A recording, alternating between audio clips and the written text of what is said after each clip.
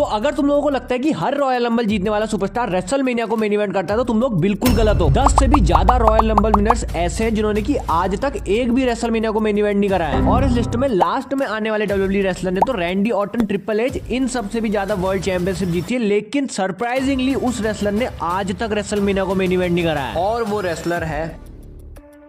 तो इस लिस्ट की शुरुआत भी होती सबसे पहले ही रॉयल रंबल विनर से, जो कि थे हैक्सॉ जिम डगन। और सबसे पहला royal rumble 30 man Royal rumble नहीं 20 मैन रॉयल रंबल हुआ था। और खतरनाक बात तो यहाँ पे ये है कि जिम डगन ने रॉयल रंबल जीत के रेसलमेनिया को तो मेन इवेंट नहीं करा, चलो वो तो चल गया, पर वो डब्ल्यूडब्ल्यूई चैंपियनशिप वाले मैच में भी नहीं थे। लेकिन ये होने के पीछे भी एक रीजन है कि 1988 में जब रॉयल रंबल आया था तब ऐसा कोई रूल नहीं था कि यहाँ पे जो रॉयल रंबल जीतेगा उसको रेसलमेनिया में डब्ल्यूडब्ल्यूई चैंपियनशिप के लिए मौका मिलेगा। 1993 वो साल बना जब से ये चीजें चालू हुई कि हाँ भाई जो रॉयल रंबल जीत रहा है वो रेसलमेनिया में हेडलाइन करेगा डब्ल्यूडब्ल्यूई चैंपियनशिप के लिए। अब चलो रूल नहीं था वो तो अलग बात हो गई, लेकिन हैक्सॉ जिम डगन ने 4 रेसलमेनिया में कंपीट किया जिसमें से कि वो आज तक किसी में भी मेन इवेंट नहीं कर पाए। जिसके बाद इस लिस्ट के अंदर आते हैं दूसरे ही Royal Rumble winner Big John Stud, और यहीं से 30 मैन रॉयल रंबल की स्टार्टिंग हो गई थी। तो वीडियो के साथ साथ तुम लोगों को मैं फैक्ट्स भी बताते जा रहा हूँ, तो किसी को वीडियो बनानी हो तो मुझे मेंशन करना मत भूलना। लेकिन तूने भी तो कहीं से देखा ही है ना।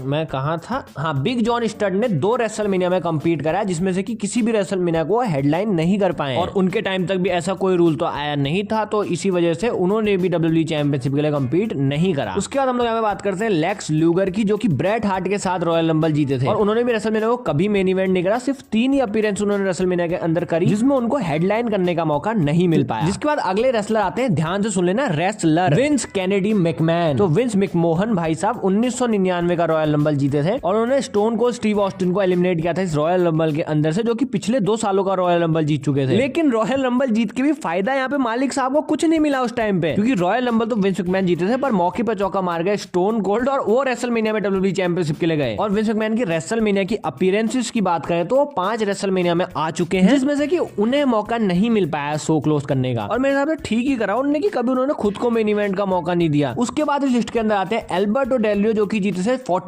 मैन बैटल रॉयल, और एल्बर्टो डेल रियो ने रेसलमेनिया 27 के अंदर एज को फेस किया था जहां पे वो हार गए थे। और एल्बर्टो डेल रियो ने भी 4 रेसलमेनिया में कंपीट किया है, और रॉयल रंबल जीतने के बावजूद भी उन्होंने आज तक कोई भी रेसलमेनिया को मेन इवेंट नहीं कराया। उसके बाद इस लिस्ट के अंदर आते हैं द केल्टिक वॉरियर शेमस, और उनका रेसलमेनिया का मैच तो भाई साहब इतना लंबा था, इतना लंबा था, इतना लंबा था, इतना लंबा था, इतना लंबा था, इतना लंबा था, इतना लंबा था, अरे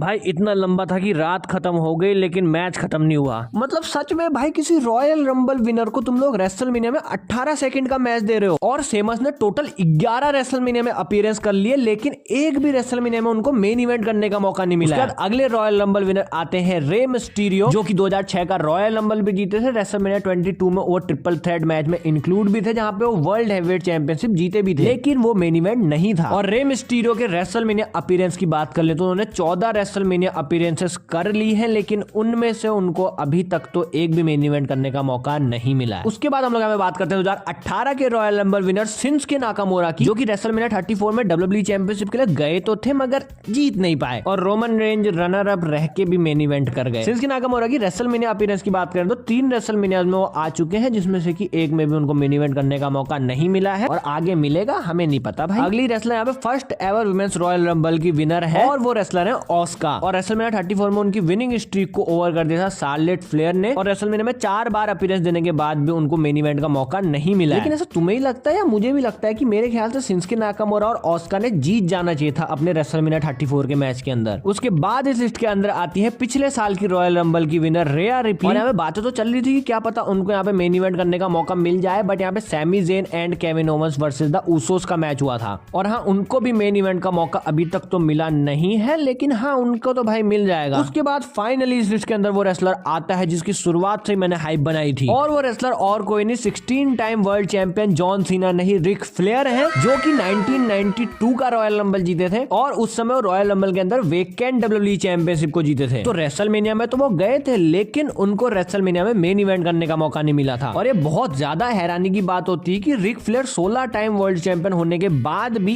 एक भी बार रेसलमेनिया को मेन इवेंट नहीं कर पाए हैं, और उन्हें रेसलमेनिया के अंदर भी कुछ ज्यादा अपीयरेंसेस नहीं करी है, सिर्फ 5 ही अपीयरेंस उन्होंने रेसलमेनिया के अंदर करी है। अब अपीयरेंस से मेरा मतलब ये मत समझना कि मैं आने की ही बात कर रहा हूँ, यहाँ पे मैच की बात चल रही है। अब देखो हमेशा तो ऐसा नहीं हो सकता है कि जो रॉयल रंबल विनर है वो रेसलमेनिया के अंदर एक तगड़ा मनी मैच दे। अब देखो जिस रॉयल रंबल विनर को रेसलमेनिया में मेन इवेंट करने का मौका नहीं मिला, ये हो सकता है कि उस रेसलमेनिया में दूसरा मैच ऐसा होगा जो कि उससे ज्यादा बड़ा होगा, वो पैसे वाइज भी होगा, हाइप वाइज भी होगा। अब तुम लोगों को मैं एक रिसेंट ही एग्जांपल देता हूँ। रेसलमेनिया 39 की नाइट 2 में अगर Roman Reigns versus Cody Rhodes का मैच मेन इवेंट में नहीं होता तो कौन सा मैच होता? सोचो अगर Roman Reigns versus Cody Rhodes का मैच स्टार्टिंग में ही दिखा दिया जाता तो इस चीज की क्या गारंटी थी कि जितने फैंस यहाँ पे रुके थे Roman Reigns versus Cody Rhodes देखने के लिए वो आखिर तक शो को देखते, क्योंकि आधे लोग जो देखने आए हैं उन्होंने तो वो देख लिया, तो इससे सिर्फ वहां की ऑडियंस ने टीवी की ऑडियंस भी कम हो जाती। तो इसलिए डब्ल्यूडब्ल्यूई मेन इवेंट्स कुछ फैक्टर्स देख के रखती कि या तो वहां पे कोई बड़ा स्टार है या तो वो मैच ऐसा है जिसके लिए फैंस बहुत ज्यादा एक्साइटेड है। अब तुम लोग एक चीज और भी कह रहे हो कि ऐसे और भी तो बहुत डब्ल्यूडब्ल्यूई रेसलर्स हैं जो कि रॉयल रंबल जीते थे लेकिन उन्होंने रेसलमेनिया को मेन इवेंट नहीं करा। पर मैं इस वीडियो के अंदर उन रेसलर की बात कर रहा हूं जिन्होंने कि एक भी रेसलमेनिया को मेन इवेंट नहीं करा, मतलब कभी भी नहीं करा। तो जितने भी डब्ल्यूडब्ल्यूई रेसलर का नाम मैंने तुम लोगों को इस लिस्ट में बताया उनमें से किस रेसलर को तुम लोग मेन इवेंट में देखना चाहते थे या फिर देखना चाहते हो, कमेंट करके जरूर बताओ। बाकी मैं मिलता हूं तुम लोगों से अगली वीडियो में, तब तक के लिए बाय बाय।